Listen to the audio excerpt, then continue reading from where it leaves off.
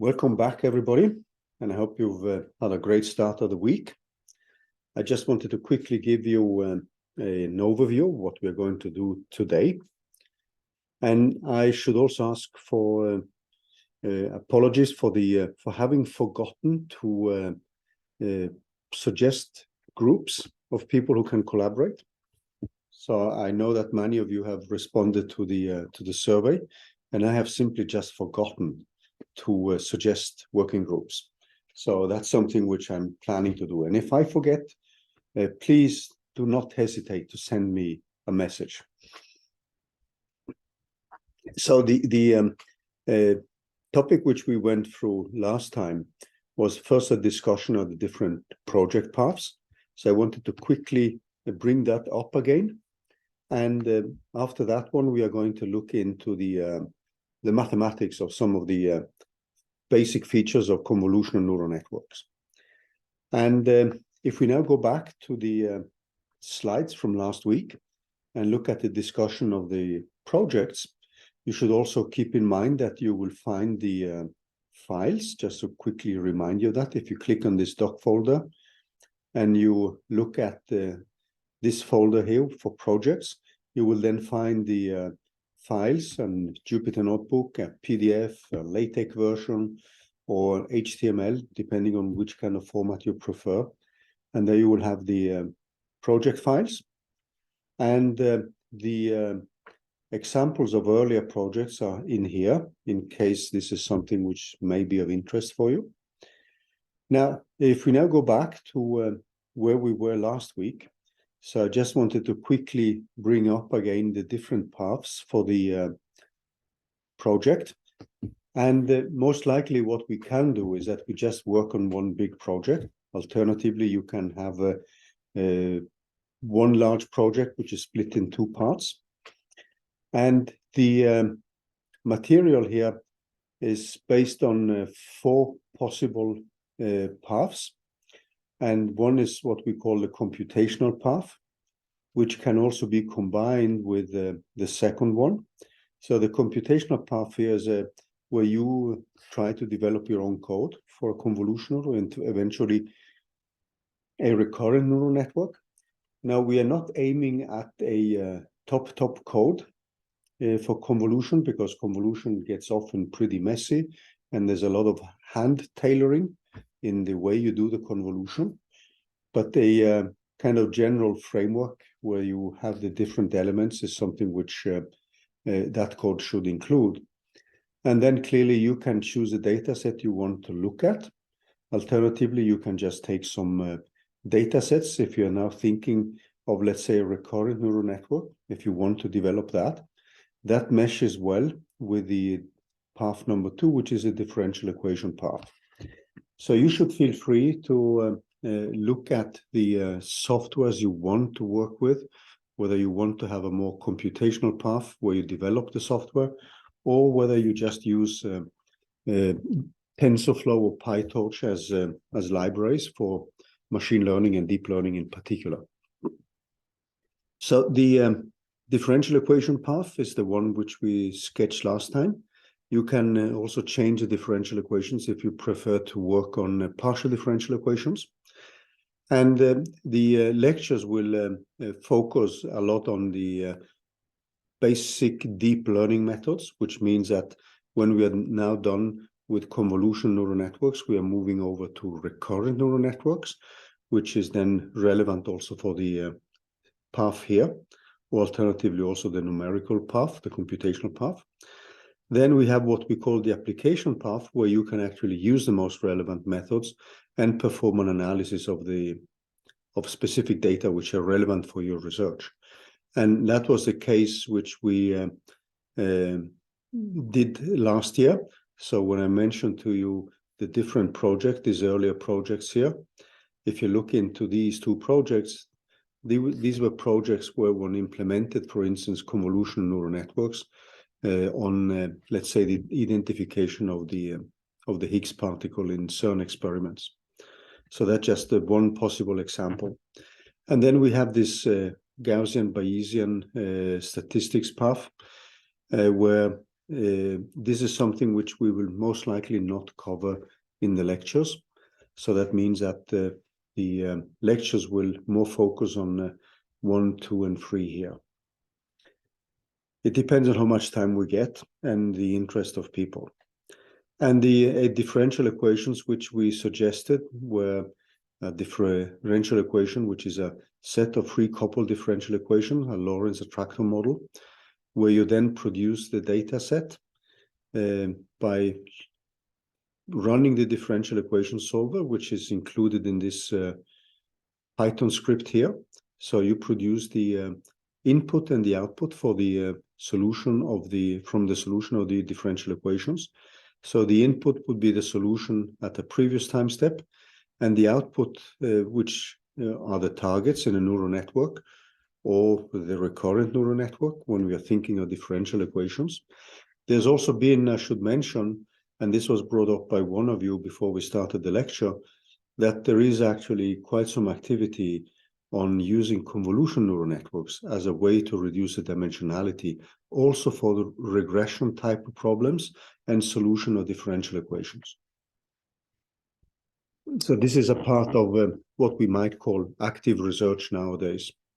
But convolution neural networks have been very much tailored to studies of classification problems, and then in particular to classify images. So the inputs and outputs are then produced by your ordinary differential equation solver, and the input to the neural network would then be the results at a given time step, and the output is the result at the next time step. And then we use this data to train a network. And you would obviously split the data in training and test, eventually also validation test data, and then develop a model which makes the best possible prediction on the test data. Okay. So the other differential equation was actually a differential equation where we could solve a one-dimensional problem where you had a spring force which is acting on a sliding block, not the most exciting problem, but where you have an added time-dependent force, which then is modulated with a cosine. So that has a specific frequency and as a function of time. And there is a damping factor as well, multiplied with the velocity, which is, so the damping is linear in the velocity. So these are the typical examples which you can actually work on. And you should feel free to propose other differential equations if they're more relevant for your research. So that was a little bit about the projects. And there's a lot of flexibility here with these different paths as we have outlined. So you should feel free in a way to choose the one which fits best your research plans. And then we can use both additional Zoom sessions or the lectures to bring up topics which may be of interest to more of you. Okay, so if there are not any questions about, so there's a question in the chat here. Let me take a look. Yeah, there is a, if you look at the in the chat here, there's a remark here for those interested in developing a CNN from scratch.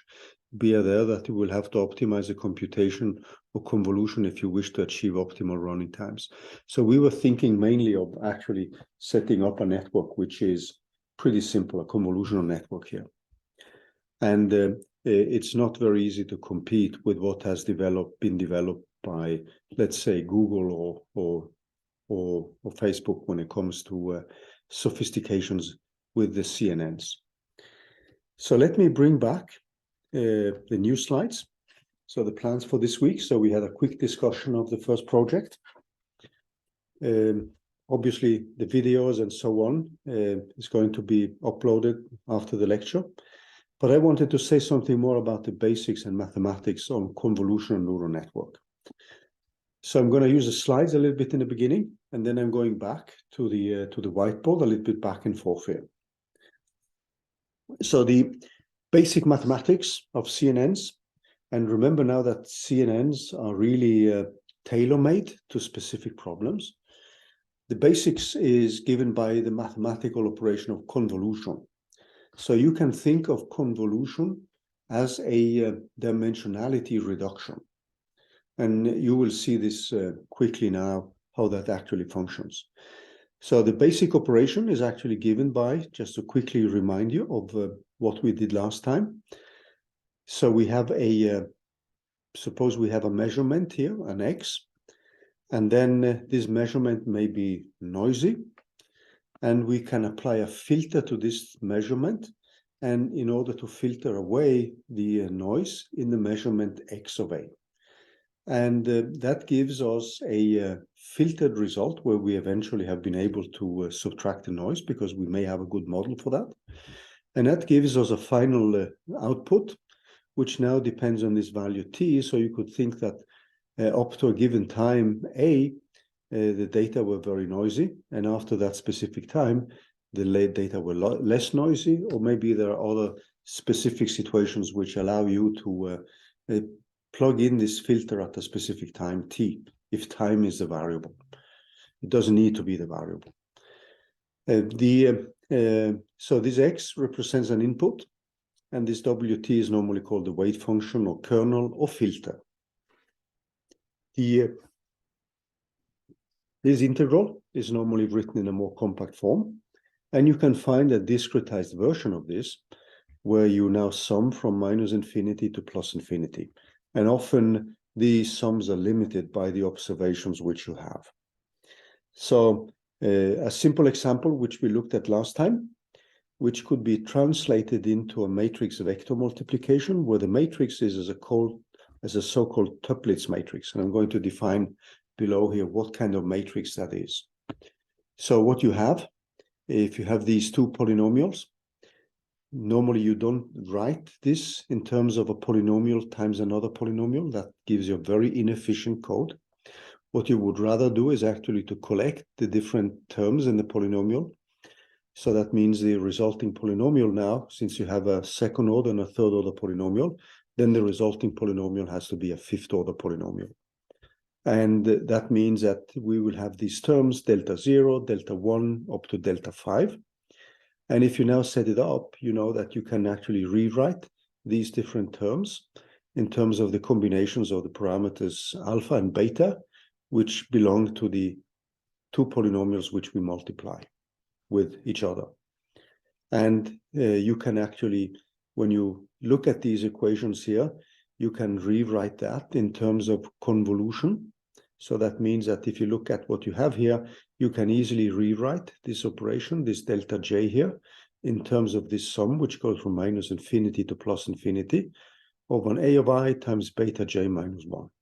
So this is again just a discretized example of a convolutional process. And you can also put rewrite this in terms of a double sum, where you sum over I and j. So one may be more efficient than the other one. Normally you would put the summation limits, because in this specific case, what you see now is that these parameters alpha of I, they're only defined for I equals 0, 1, and 2. And similarly for beta of I, they're just defined for these four values. So you would then clearly put some constraints on these summations here.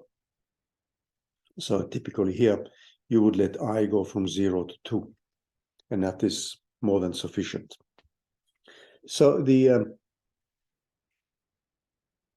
more efficient way of actually encoding this is to think of this in terms of matrices and vectors. So you can rewrite it in terms of a 6 times 4 matrix times a vector of length 4. Or alternatively, you can rewrite it, since the process of convolution is a commutative process. Then you can actually rewrite this operation here in terms of a matrix here, which is smaller, which is a 6 by 3, times a vector of length 3. So this matrix which you see here, this is a so-called Toeplitz matrix, and it has a lot of nice features, and it's a type of matrix which you can encounter in many applications. So if some of you has worked on the Fourier transforms, you will often see that Fourier transforms can actually be rewritten. I mean, the process of convolution is something which you can define with Fourier transforms, and you would often then see that the operations can then be rewritten in terms of a so-called Toeplitz matrix. So this type of matrices here are very popular, in particular when we are discussing convolution. And so this specific matrix has obviously the properties. If you now look at it, the Toeplitz matrix, it has matrix elements along the descending diagonals, which are constants. So you start from the left and go to the right. You'll see A0 is a constant along this descending diagonal. And the same with A1, the same with A2, and the same with A3. Now, when you come to convolution and neural networks, you will often see this being replaced by something which are called circulant matrices. But this is something which we're coming back to. So if you look at the elements here, these elements are given by this simple equation here. And this is a typical example of a Toeplitz matrix. And it doesn't need to be a square matrix. And they're also closely connected with Fourier series, which we discussed below here. And because the multiplication operator by a trigonometric polynomial compressed to finite dimensional space, that can actually be represented by such a matrix. So this example here just simply shows you how you can deal with the multiplication of two polynomials in terms of a convolutional process, and which again can be rewritten in a compact form in terms of a matrix times a vector. And this matrix is a so-called Toeplitz matrix with specific features. Okay, any questions so far? So this was something which we went a little bit through last week. In the slides here, you will also find a reminder about the Fourier transforms and Fourier's theorem. This is specifically relevant if you have periodic forces which are being applied to a differential equation, for instance, or if you have periodic properties in your solutions. So typically this is an equation here where you can apply a periodic force, and when you solve this differential equation, you can find a particular solution, which is then given by the sum over all the particular terms. So you could think of you applying many driving forces. So not only one, but you could have many, and they would depend on some coefficient n. And then you can actually show mathematically that the particular solution then, which is the solution when you have added this specific force, that's why it's called a particular solution, just to remind you of differential equations. And the solutions here, there are solutions where you can use the orthogonality of cosines and sines. So if you look at a simple example of a type of such force which you could apply, so one of these forces could look like this. This is pretty common in electronics. You can have signals which look like this, and these are periodic functions which you can where you can use actually Fourier's theorem and approximate these or represent them by so-called Fourier series, where you have an expansion in terms of cosines and sines, and where you can use the orthogonality of cosines and sines to find these coefficients f of n and g of n. And this is something which probably many of you have seen before if you've taken a course in mathematical physics. And you can find these coefficients easily by using the orthogonality of these functions. So you would typically multiply out with a cosine and a sine, and that gives you the expression for these coefficients. And that means that you would have to solve this type of equations here. And what you can find then when you do the algebra, you will typically find, depending on the form of this function f, if this function f has a simple form, then you can easily then find these expressions here. And you can see here this square signal, which has been approximated with a Fourier representation in terms of cosines and sines, with something like 500 sines and cosines. And you see now that the blue lines here, or the blue which you see in the background, is the original signal. And you see how well this kind of Fourier expansion in terms of cosines and sines represents the function here. So it's a very powerful tool. And if you think of convolution, then you can actually rewrite. So you would have the Fourier transform of a given function, which is given by the exponential, this integral over e to the I omega multiplied with this y. So we integrate this function f, which depends on omega. And similarly, you have another function, which is a Fourier transform. This is the formal definition. You can have, depending on the limits here, you may have some scaling factor in the integral. But let's just keep the limits from minus infinity to plus infinity. And then you have the inverse Fourier transform, which simply has the exponential with a positive argument here instead of a negative argument. You can look at the product of two functions. So these are Fourier transform functions f and g. So if you now look at that one and look at the inverse of f times g here, this is something which would be written like this. And you can rewrite this one in terms of the Fourier transform of that function, which introduces then a factor e to the I omega.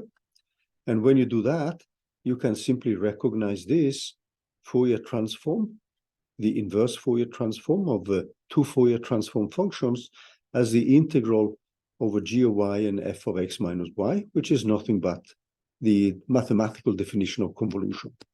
And that's the convolution of the functions f and g. So there's a very nice link between Fourier transforms and the mathematical definition of convolution. So what we are going to look at now are some technicalities when it now comes to the studies of convolutional neural networks. So when we are looking at an image, a typical image would have some pixels and would be represented by this matrix I. And then this can be filtered by this kernel. So we often write the filter in terms of a kernel here. And that kernel can be a matrix of a smaller dimensionality. And what we do then is simply to use the process of convolution in order to reduce the dimensionality of the original filter, of the original data here. And you can rewrite it because it's also the process of convolution. The process of convolution, is a commutative process. So it's too early in the morning for me, whereas for you guys it's early afternoon here.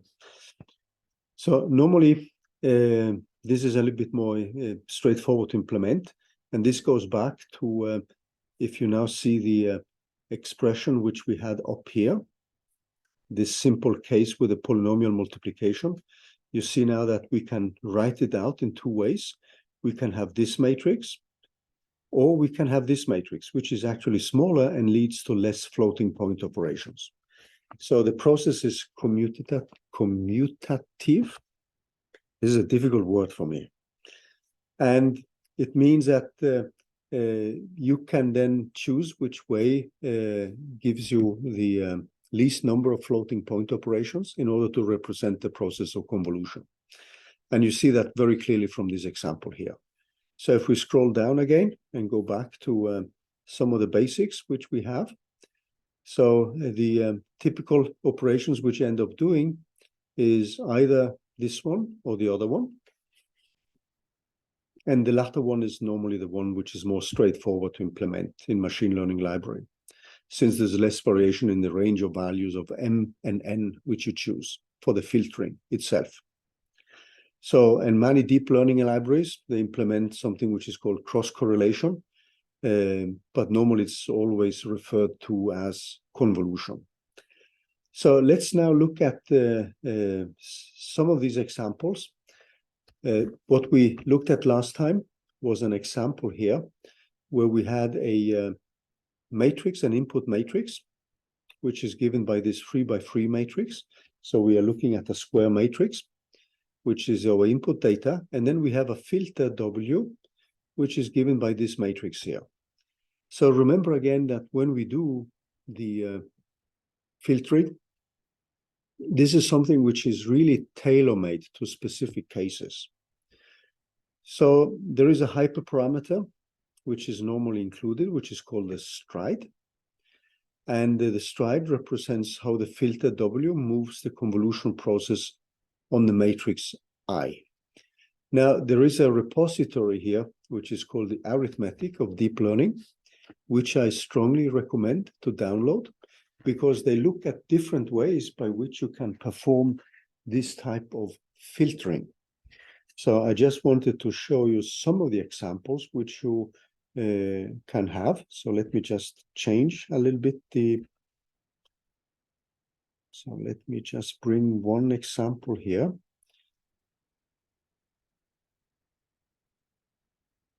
Let me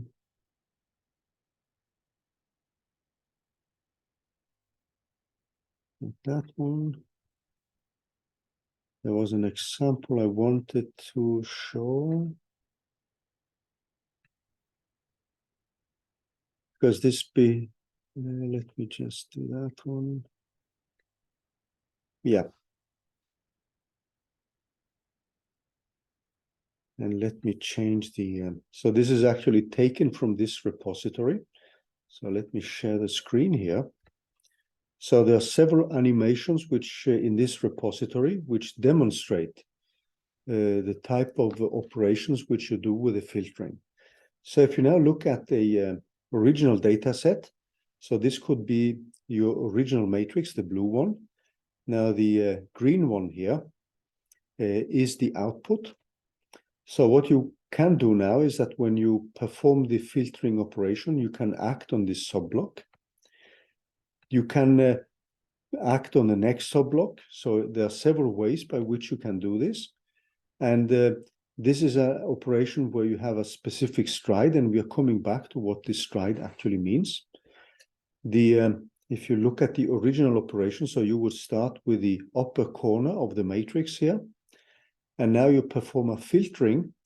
And the way this is done is that you have a stride of 2. So if you look at the next operation, instead of you moving from here to here and perform an operation on the next one, what you do now is that you take a stride, you move 2 steps along the column, so you move 2 columns, and then you perform the next filtering operation, and that gives you a new output here. So you have an original matrix, which is 5 by 5. And then we have a filter, which is in this case a 3 by 3 matrix. We are coming back to this on the whiteboard, the type of examples. And that produces an output, which is a 2 by 2 matrix. And in this case, we have something which is called the stride equal to 2. So stride equal to 2 means that when we start here in the upper corner, we perform this filtering, and that produces the output which is in here. And then in the next stage, we perform a new filtering, but we have moved by 2 columns. Then, since we have a stride equal 2 and a square matrix as input, what we end up next is that we move down 2 rows, and then we perform a new convolution.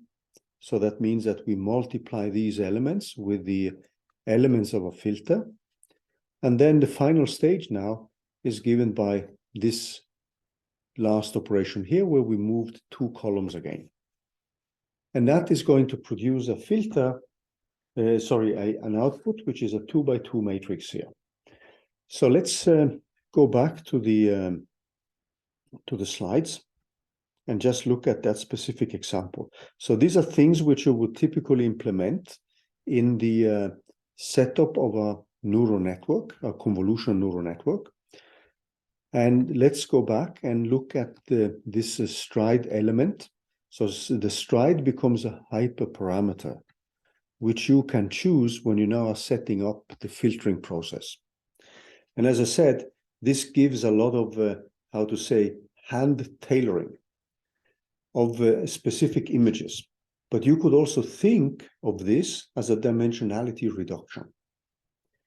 I recommend you take a look at this article here, because they have provided lots of animations, and you saw some of these animations here, where you can now look at the role of strides, what that actually does on the actual matrix, but also the role of something which we call for padding.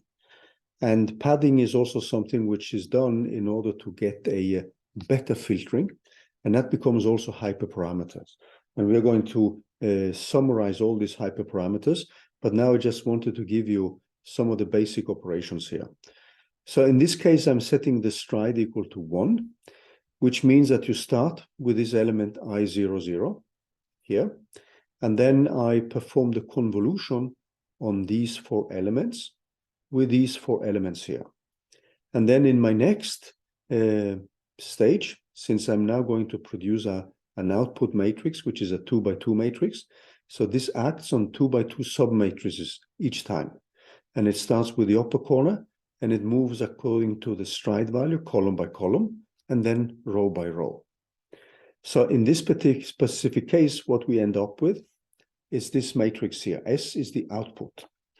And you see now that this is a 2 by 2 matrix where I have implemented the filtering or the convolution process. So I have the original values here. And you see now that when I multiply these submatrices, so I00 is multiplied with W00, I01 is multiplied with W01, I10 is multiplied with W10, and I11 is multiplied with W11. And then we move to the next one, which is I01, and then we end up with a matrix which looks like this. Now, this is the filtering process itself.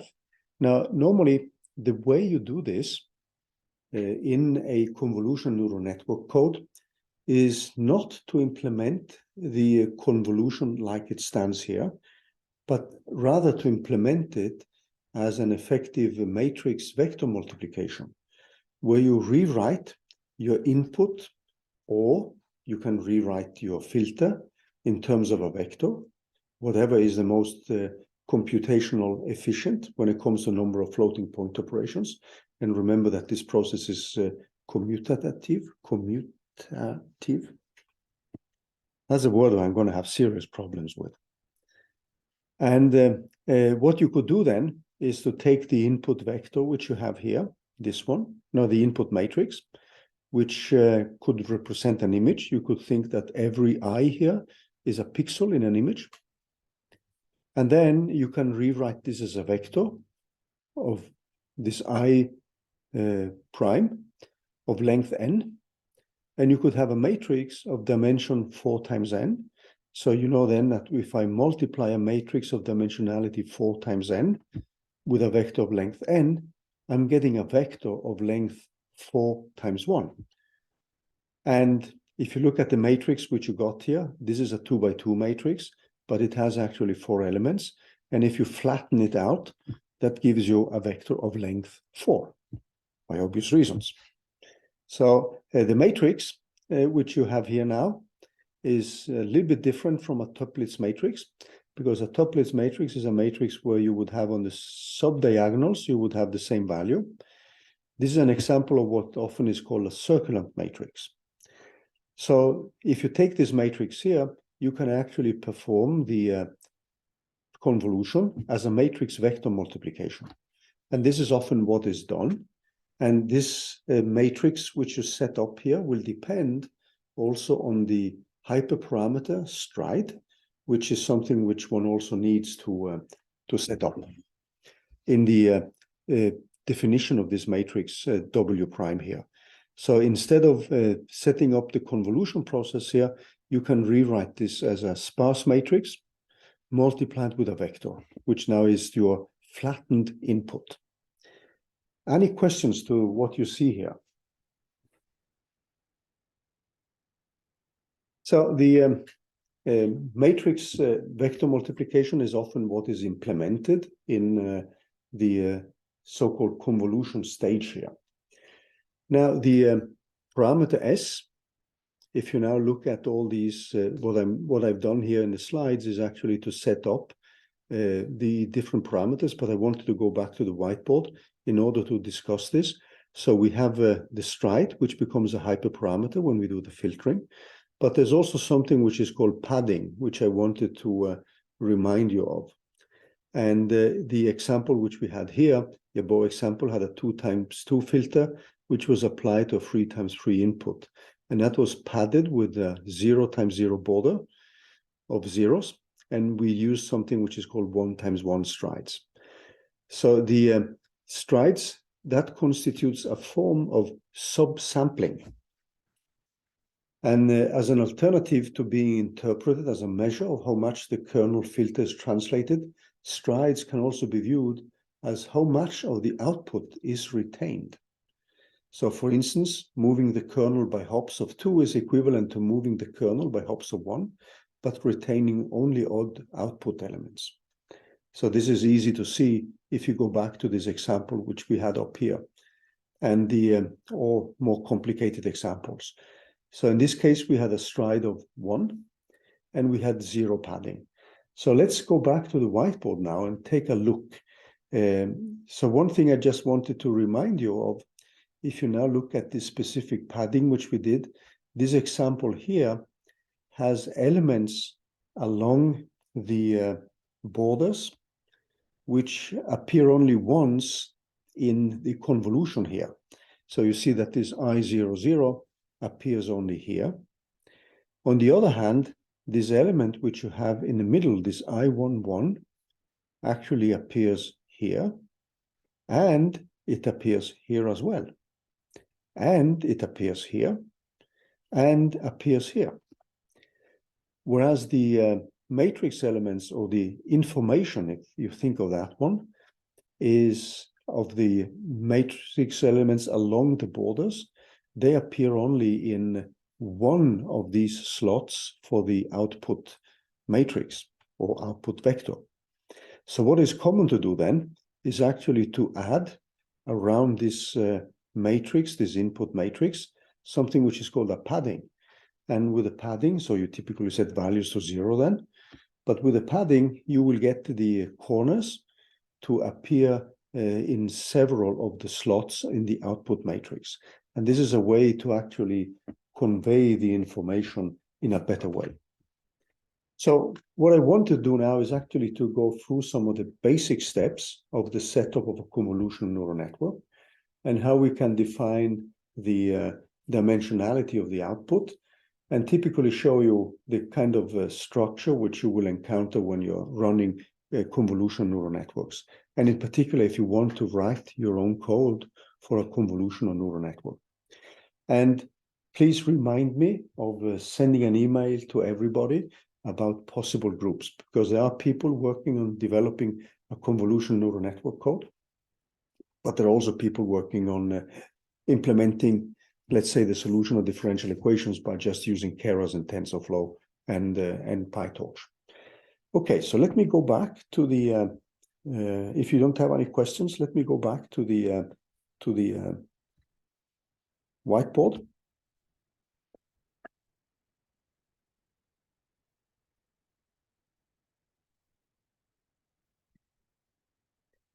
So one of the things which we have defined now in this filtering process, so if we now take a rough look at the CNN, so and look at the basics, the basic layout,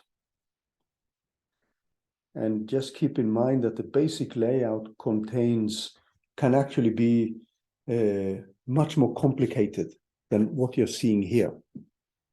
So typically what you would have an input layer. So let's just write this as input layer.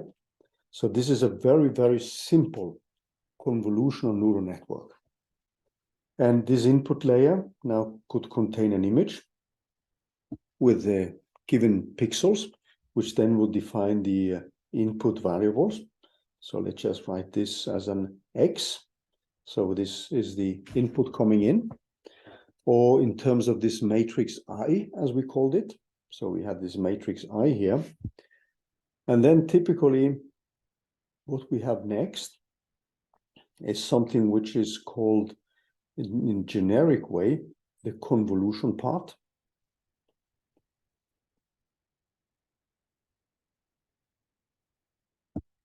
Now, in the convolution part, what we often do then is that in here, there is the process of convolution itself, or the filtering.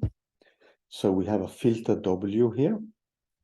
And that filter, now, what the job of that one is actually to reduce the dimensionality But what you will also see is that it's not necessarily just the reduction of the dimensionality, but you could actually produce copies of these or make several filtered images. So you're not limited to just have one output from the filtering process, but you could actually have many images which you produce, which have been filtered in a specific way. So this is something, as I said, I mean, the whole procedure here is very hand-tailored to the type of images which you're having. So I'm just going to write this in the terms of the, so this is where actually this part here, this is where you do the convolution.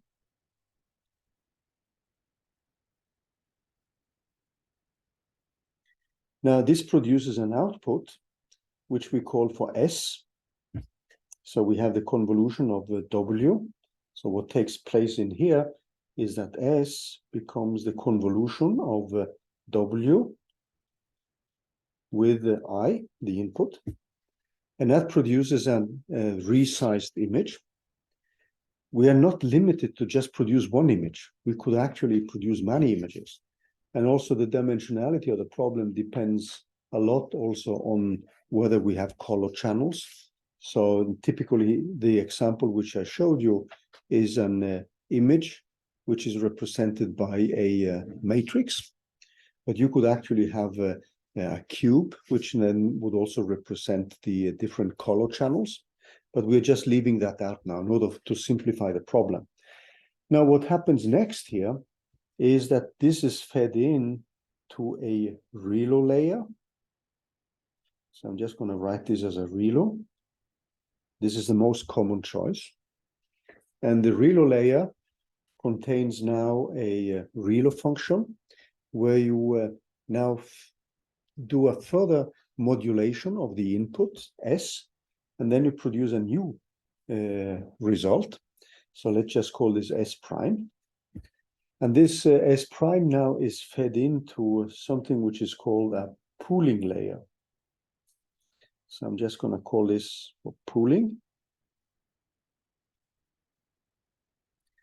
And pooling is an operation where we try to reduce further dimensionality by, for instance, if we are now looking at specific results, we could actually take the maximum value from, let's say, a filtered image, and then just keep in the neighboring sites just the maximum value.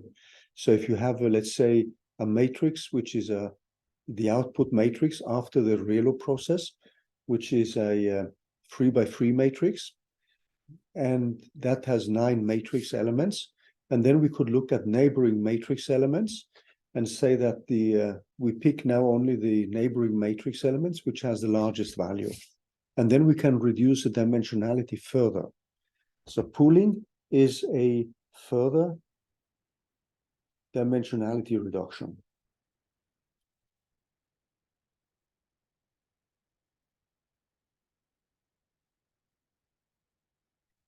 Now, when you're done with the pooling, then you produce a new output. And let's now just bring it in here. So this new output could be put into a new convolution part. So there's nothing which hinders you doing that. And what you will often see is that many of these deep convolutional neural networks, they do actually contain several convolutional layers where you do a further filtering of the images. But what you could do now is to flatten out these results, and you could actually set up a so-called fully connected layer, which is now a standard feed-forward neural network. So that would be fully connected. So that could be because now you have reduced the dimensionality so much that you could use a standard feed-forward neural network. So this is a fully connected network, NN, and this produces the final output here, which you then compare with the targets. So this is the final output. And this goes into a cost-loss function and is compared with the target values which you want to reproduce. So just keep in mind now, this is just the general structure, you can have many convolutional parts, which contain then typically a filtering, where you would have parameters. You have the ReLO part, where they are the only parameters which appear are those of the ReLO function, or other types of functions, but the ReLO function is the one which is most used. And then you have a pooling part, which then contains also some hyperparameters which you need to set. The common pooling procedure, which we're coming back to after the break, is the so-called max pooling, where we take the maximum values. So, yeah, there's a comment. You can read the comment here from Greg. Depending on the data set and size of images, you may have to limit the size of the batches sent into the model. So everything here depends very much on the dimensionality of the problem. And as you can see, there is a lot of hand tailoring in the convolution process itself. But this is the basic structure. And I was thinking that if somebody would like to write a convolutional neural network algorithm, we could actually take a simpler data set, and then we could set up the basic structure, which then contains a convolution part with the filtering, the ReLO, and the pooling part. And then that is fed into a fully connected neural network. So you would have training parameters in here.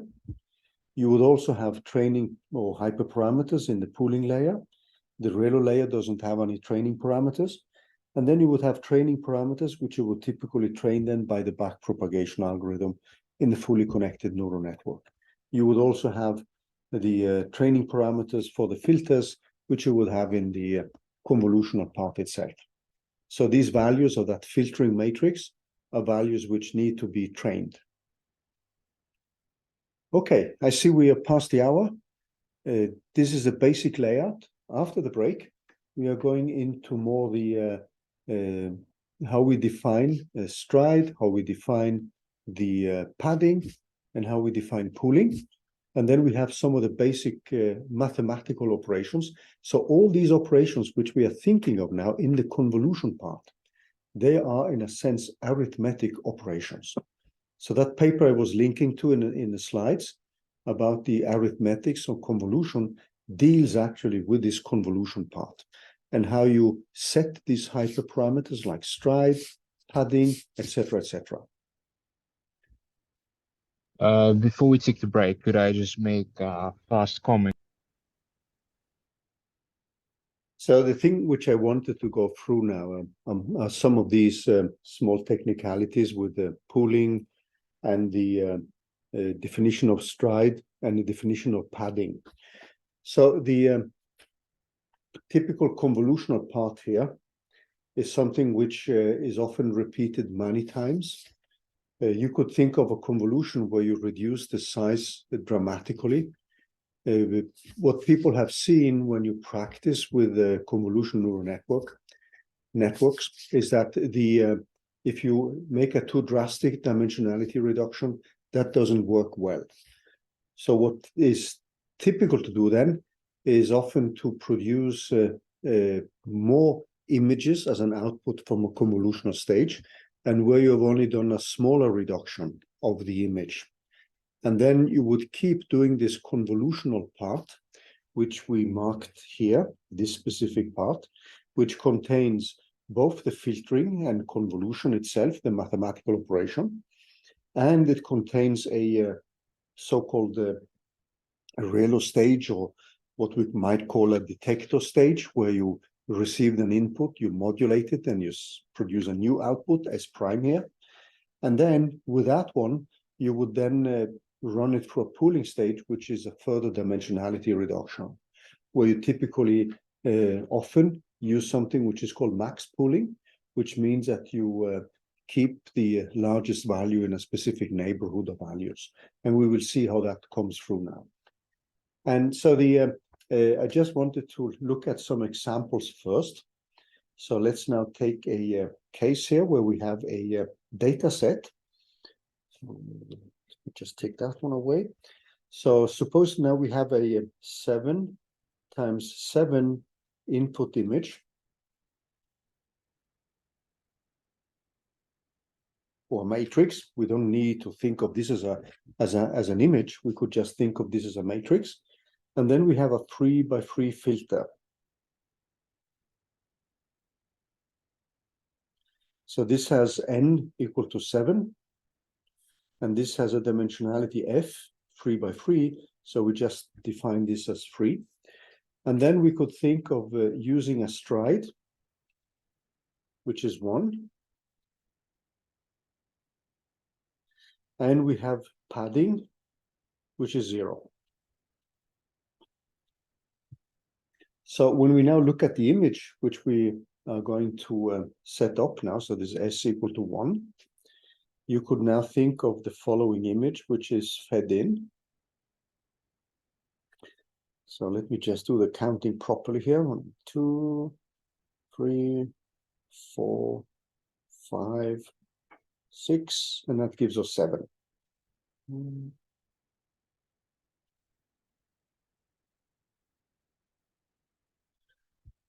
This is the original one. And when I have a 3 by 3 filter, what that means, so with a 3 by 3 filter here, what happens then is that my first operation is now acting on this block here. That would be my first filter block. So that means that I'm multiplying the matrix elements in the filter with these specific matrix elements you see here. Now, if I have a stride equal to 1, my next block is going to be this block here of matrix elements. So that would be that one. And then I just keep moving by 1. And you will see then that what we end up with, so that gives me, every filtering operation gives me 1 matrix element. So the red one, if I'm now setting up the final matrix here, so the output, so let's just put that one, what I label as an S here. You will now see when we do the filtering, we have the red slot, which is this one. And then I get the next slot, which is the green one here. So that's going to be this slot. And then I have now a new one here. So I'm just moving with a stride equal to 1. So my next block is going to be this one. So I produce this element. And then the next one is going to be obviously the matrix element, which you see here, this one. And the final one is now going to be given by the element which you see here, originating from this block of the matrix. So we get this piece. And then when I move on here, and now I'm just soon running out of colors here. So the next one would be the block you see here. And this continues all the way. So I would have a new block where I now move down here. And then I repeat it, I move down here, and finally here. So that means I will get 1, 2, 3, 4, and 5 here. And that just continues. So I will end up with a matrix here, which is a 5 by 5 matrix. So S is a 5 by 5 matrix.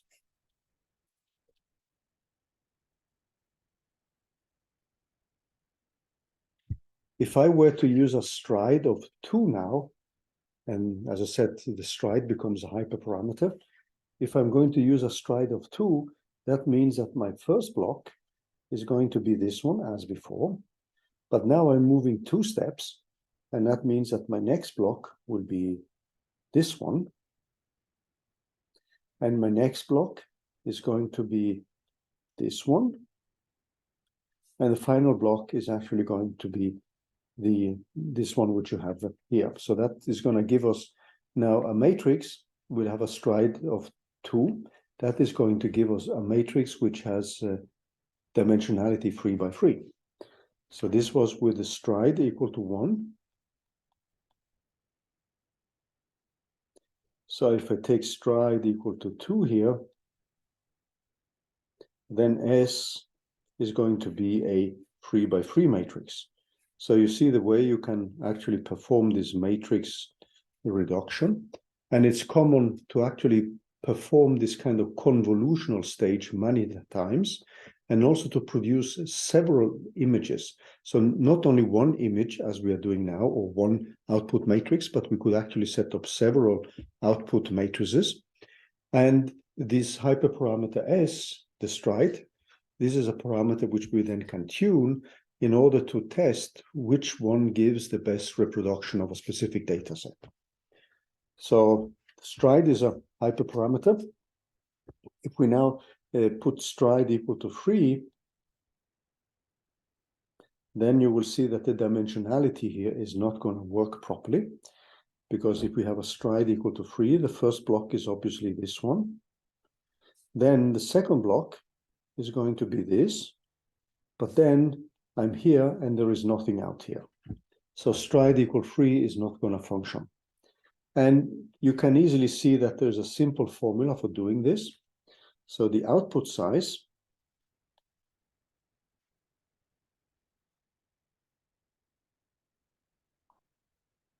so the size of this matrix S is now given if we go back to the definitions which we put. So we have N is a dimensionality. We are assuming that we have a square matrix now, and we have a square filter. So I have these dimensionalities N and F, and then I have my stride here. So I have going to have a simple formula here, which goes like N minus F divided by stride, or this we just call it S for the stride, plus 1 here. And you see now that if I put N equal to 7 and F equal to 3 and stride equal to 1, then the output is 5, which leads to 5 times 5 matrix.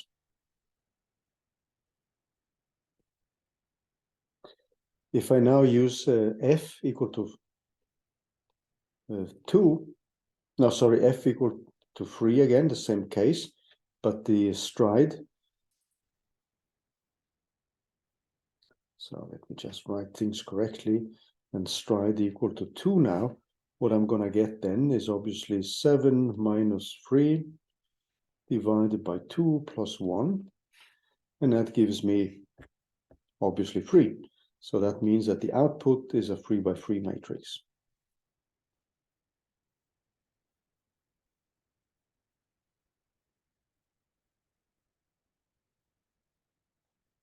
So this is the way you can then tune this parameter S. And the idea now is, and when you're doing this kind of training, you have to be a little bit careful, because if you try to reduce it too much, then what may happen is actually that your training is not going to work too well.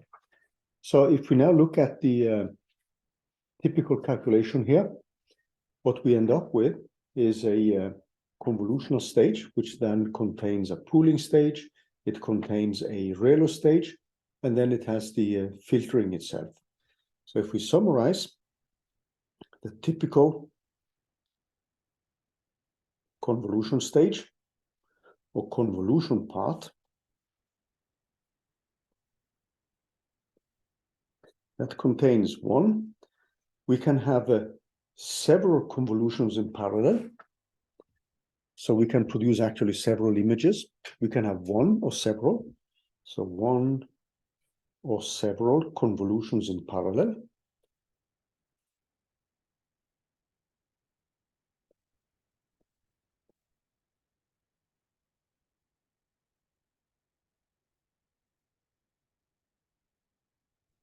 Then we produce an output, and that produces a set to produce a set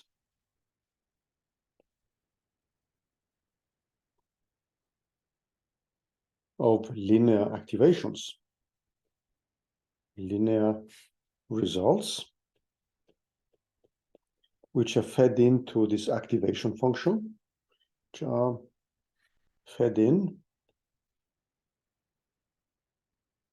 to the activation part, which is normally given by a ReLU function.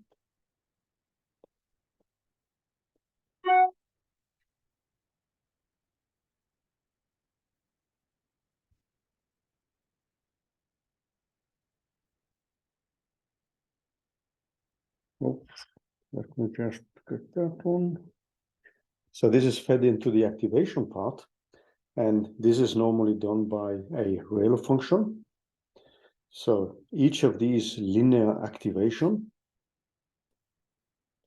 So remember now that convolution is a linear process. Linear activation inputs are run through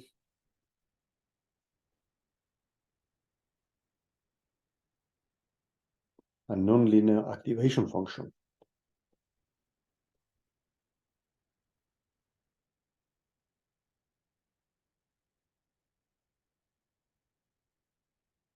And this is often a Rayleigh function, but it could be other functions as well. And then what we have as the next stage is normally what's called a pooling stage.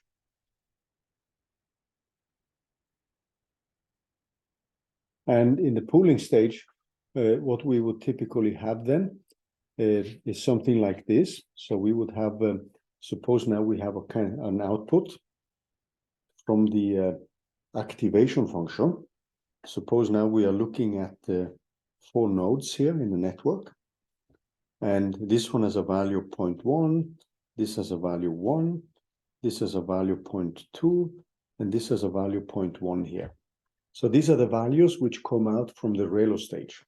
So we have using a Rayleigh function, a rectified linear unit, as an activation function. It receives an input from the convolutional stage. And then this is fed into the Rayleigh function, and these are just the outputs which we produce. Now, there is something which we should also keep in mind, is that often we have a sparse connectivity, which means that not all nodes in a specific stage connect with all nodes in another stage. So in this case, suppose now we have 4 nodes here. Now, these nodes do not need to be all connected. So if you think of a feed-forward neural network, what you will often see then is that all the nodes here, if we put them, if we give them labels now, so this is 1, 2, 3, and 4. 1, 2, 3, and 4. Now, in a typical feed-forward neural network, all the nodes in the one layer are connected with all the nodes in the next layer. But when we deal with convolutional neural networks, we often have what is normally called a sparse connectivity, which means that, for instance, this node 1 connects only with node 1 and 2 here. This node 2 here may connect with node 1. So let's suppose now they connect with at most 3 nodes. Now node 1 is a corner node, so it can only connect with 2. So node 2 here connects with 1, 2, and 3.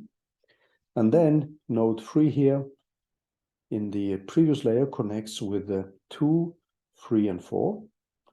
And finally 4 connects only with 3 and 4 here. Now the max pooling, which is one of the common choices, means that we just take the largest value. So it means that this pooling stage, which we have marked here with this stage, so this is the pooling stage.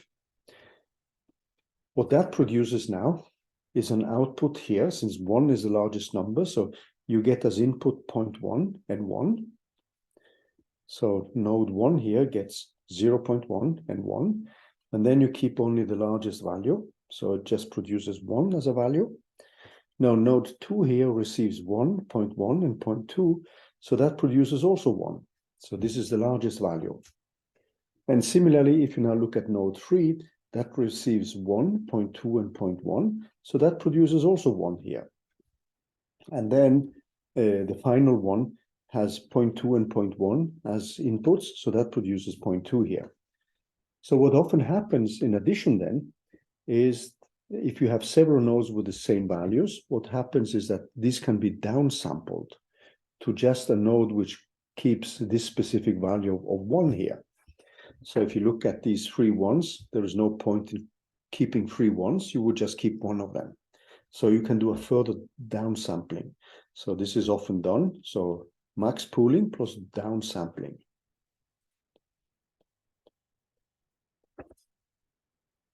So the max pooling is one of the most common approaches which is used here. So if you now look at the parameters which need to be trained, so you have the convolutional stage, and there you would typically train the parameters in backpropagation. You would have the parameters of the filter function, or this kernel function as we called it. And then when you now look at the Borelo stage, you normally then have with the Borelo function, you just take the max value when the activation input is larger or equal to 0. And in that case, there is no parameters to be fit. And then in the pooling stage, you will actually have chosen the way you perform the pooling. And if you have max pooling, there is obviously no parameter to tune, but this becomes a hyperparameter, which you can then choose in different ways, and you can choose the connectivity in different ways. So these become parameters which you would fix when you run the calculations. So it means that in the pooling stage, there is in general only some hyperparameters which define the layout of the pooling stage, and they are preset before you start training. And then you would typically rerun it with new parameters for the pooling stage, but they are not changed with the training through, let's say, backpropagation as you're used to. And then the next stage would then typically be to feed into a feed-forward standard neural network when you have compressed the images enough here. So if you now look at a standard procedure, so suppose now you have an image. Let's take an example here. Let's just bring this one back.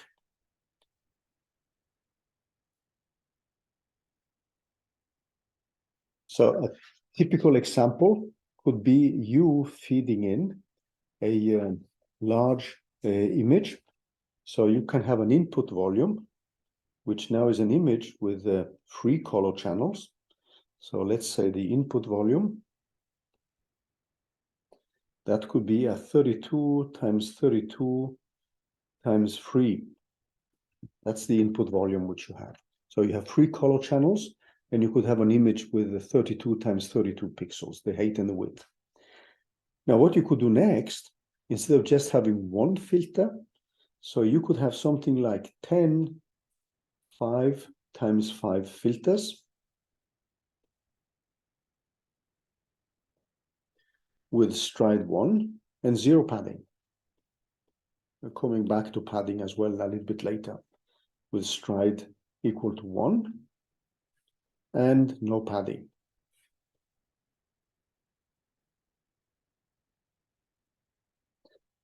So if we do that, the output volume is as follows.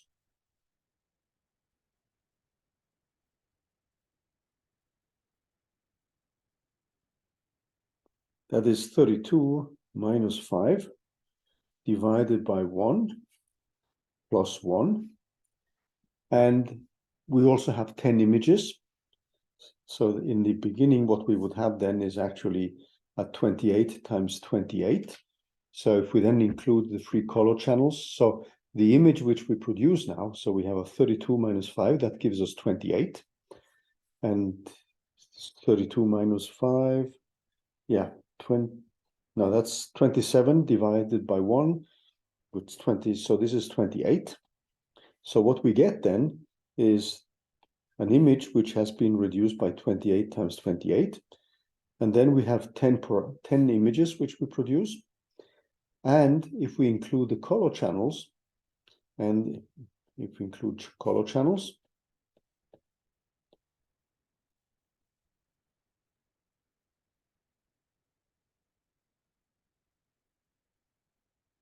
which are equal to 3, we have to multiply this with 3 here. Now, if we now look at the filter which we have, so for the filter itself, so we decided that we have a 5 by 5 filter. Filter has dimensionality 5 by 5.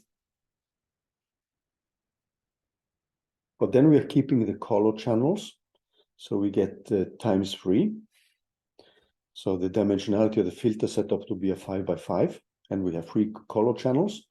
And then what we also need to take into account is the bias. So we will typically have one parameter there. So this will be the weights or the values of the filter. So that gives us 76 parameters for each filtering which we do. And then you have to remember now that we have 10 such images which we are performing. So we are producing 10 images.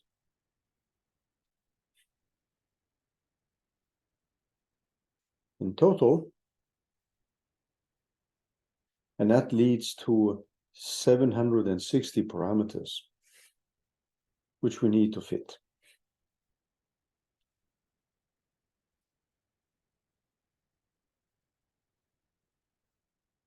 That would be just one of the convolution stages.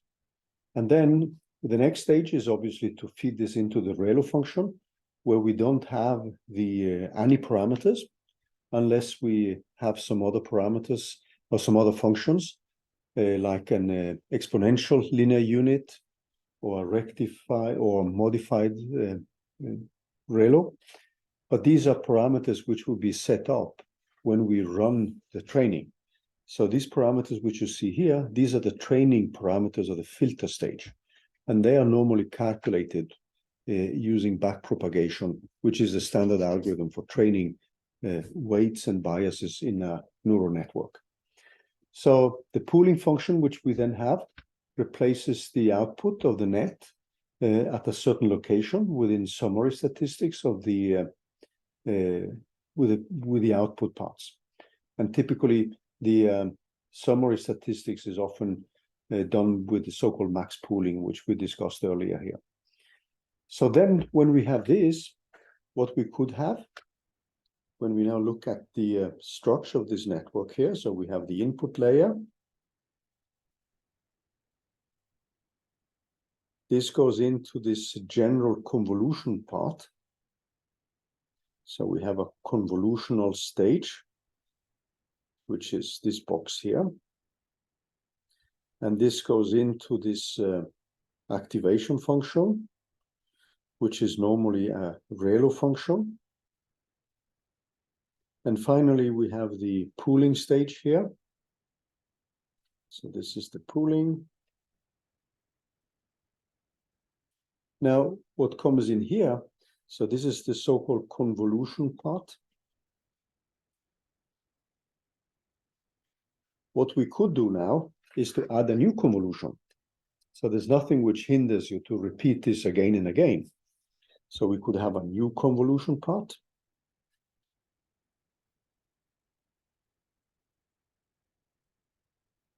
Or we could just flatten out the output which we get and feed that into a standard neural network. Or we could have what's normally called an FC, which is a fully connected network,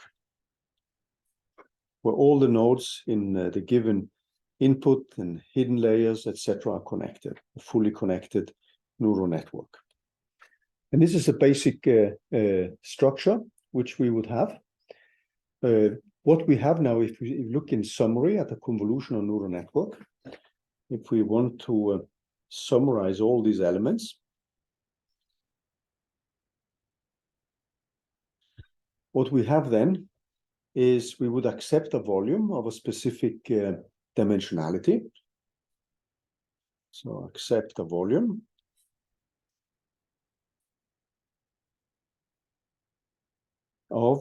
And we would now have a width. So this is the matrix which we're plugging in. Width 1 times the height. This is from the input stage, times the depth, depending on how many color channels we have. So this parameter is W1, this is the width. This H1 is the height. So I'm now just thinking of images. And this is the depth of the image, which is defined by the number of color channels. So what we need then, when we run this calculation, we need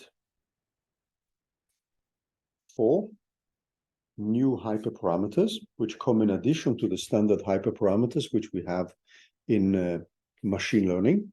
and in standard neural networks, like the regularization parameters, the learning rates, etc. So we need 4 new hyperparameters.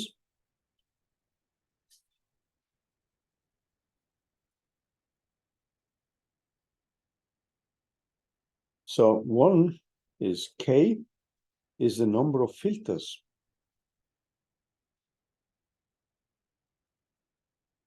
As I said, we may not be doing this filtering only once. We can actually do this many, many times. And then we need their spatial extent, F, their spatial extent.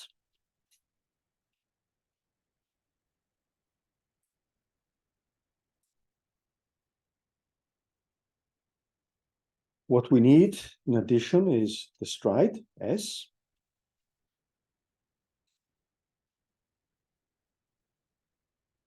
And finally, we need the padding, P, which is padding here,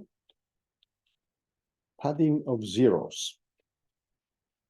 And this is simply because we would like to have a type of data set which now where the corners are taken better care of.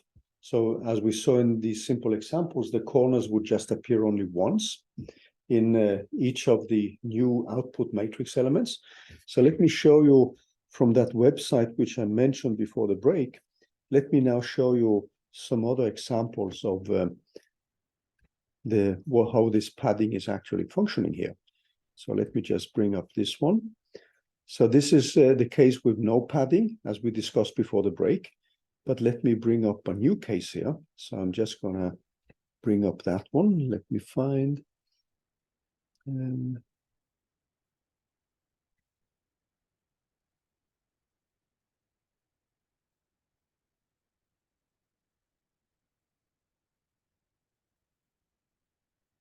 Just find the best possible example here.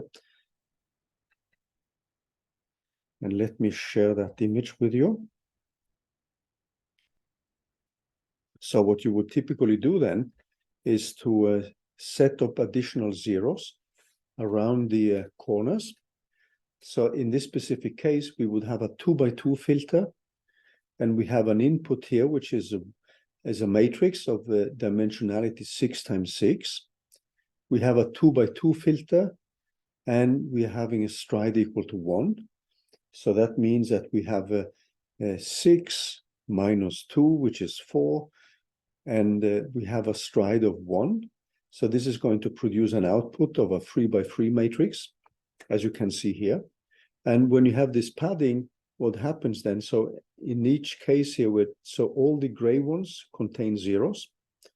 And that means that we are looking at this specific elements here for the original matrix. So when we move on, what happens then is that the next stage, we would have these 3 zeros and just these matrix elements here.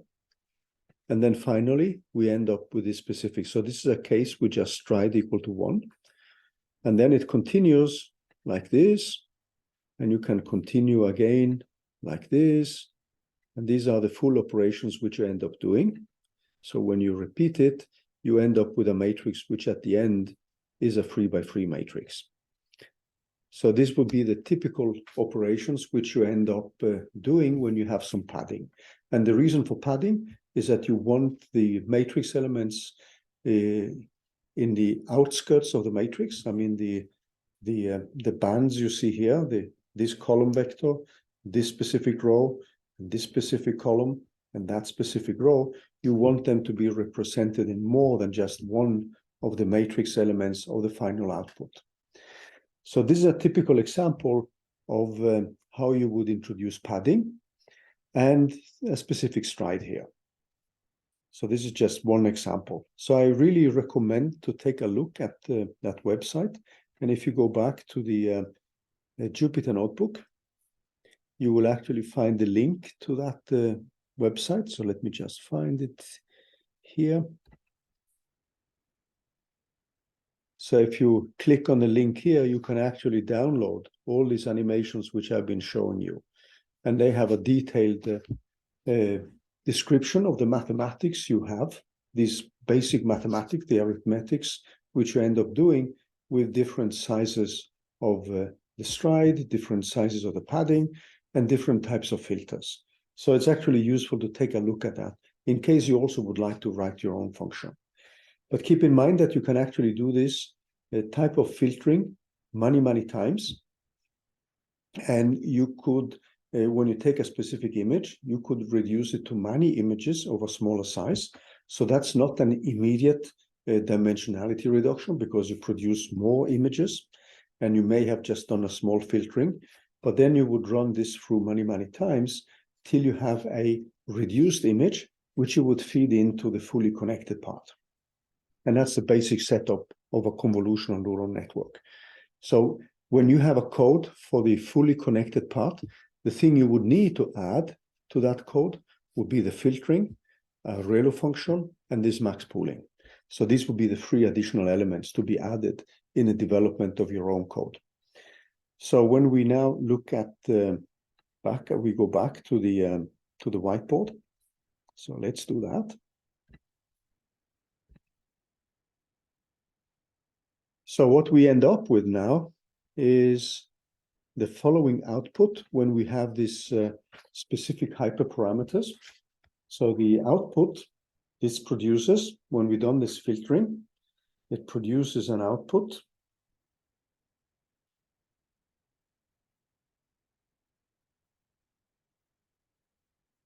And this output now has a dimensionality. So it's going to have a dimensionality W2. That's the width. And it has a height H2 here. And we started with the W1, H1, and the D1. But now we produce an output which has this dimensionality here. And this W2 here, it's not so difficult to see that, is something which we can calculate. And this is going to be given by W1 minus the dimensionality of the filter. The filter is normally always a square matrix, plus 2 times padding, divided by the stride, plus 1. And then the height, so these are the final formula, which you can easily prove. H minus 1 minus F plus the padding, divided by the stride, plus 1. And this D2, the depth of it, is actually given by the number of filters. So if you go back to that previous example we had here, if you go back a little bit, if I produce 10 images, I have applied 10 filters. So each filtering here, in this specific example, produced 76 parameters. So we have the dimensionality of the filter times the color channels plus 1. That gives 76 parameters. I produce 10 images, which are 10 filters. Or you could just have 1 filter. So that is D2 is equal to K here. And then with the parameter sharing, this then produces the following number of weights. So we get then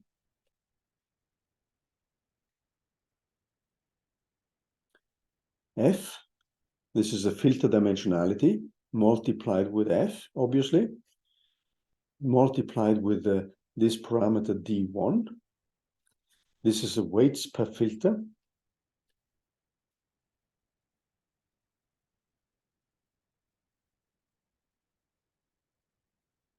For a total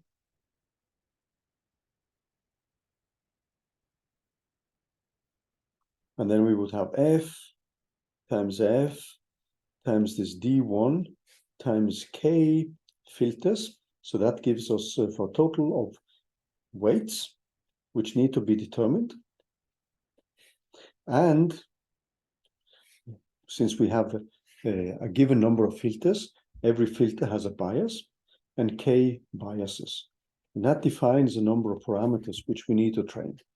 And this is normally trained by backpropagation. So this is trained by using backpropagation.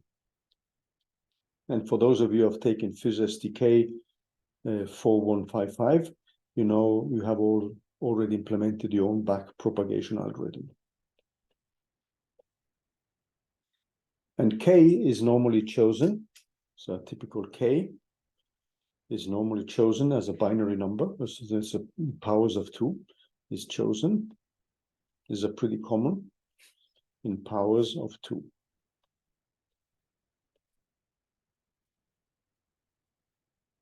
Now, common settings in many neural networks. So the most common filters. So common settings. So filter of dimensionality 3 times 3. It has a stride equal to 1 and a padding equal to 1. That's a pretty common choice. Alternatively, another one is 5, and then stride equal to 1 and padding equal to 2. So in many of these trained neural networks, what you will see is these parameters as given as standard parameters. And in this case, people play around with 0, 1, and 2. For the case with f equal 5 and s equal to 2 here. So in the output volume, what we have then, what we would have then a new image which has an output volume of W2 times H2. And that is the result of performing a valid convolution of a given filter over the input volume with a stride of S and an offset by its own bias here. So what we are going to look at next time is how we can set this up with the Keras and the TensorFlow so that you can actually set up a neural network which you can apply to your own data set. In the slides, what you will find then, and we didn't get time to get there today, so the slides contain a lot of these arithmetics about convolutional neural networks. So let me just take this one away. And then we're going to, so the topic which we are going to look at the next time is then to build a convolutional neural networks in TensorFlow and Keras. And when we have done with that as an example, then we are going to look at the recurrent neural networks. And that will be the next topic. And the recurrent neural networks, for those of you who've chosen the differential equation path, this is something which you could actually implement in order to solve these differential equations and make a prediction. And we will come back to that. So next week, we are going to look at how we can use these libraries in order to perform a calculation of a convolution with a convolutional neural network. And then we move over to recurrent neural networks. So this is going to stop today's lecture.